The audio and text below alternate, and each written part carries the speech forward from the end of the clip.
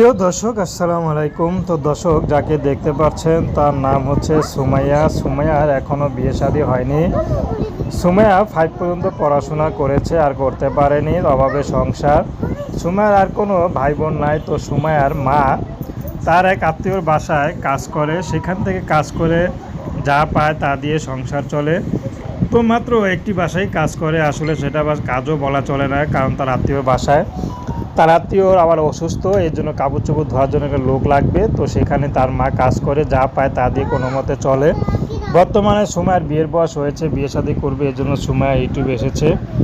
যদি ভালো একটা জীবনসঙ্গী পায় তাহলে সুমাইয়া বিয়ে শাদী করতে রাজি আছে, সে যেমনই হোক না কেন, হোক বিবাহিত বা বয়স্ক। সুমাইয়াকে যদি কেউ আপন করে নিতে পারে, ভালোবেসে, সুমাইয়া তার কাছেই যাবে।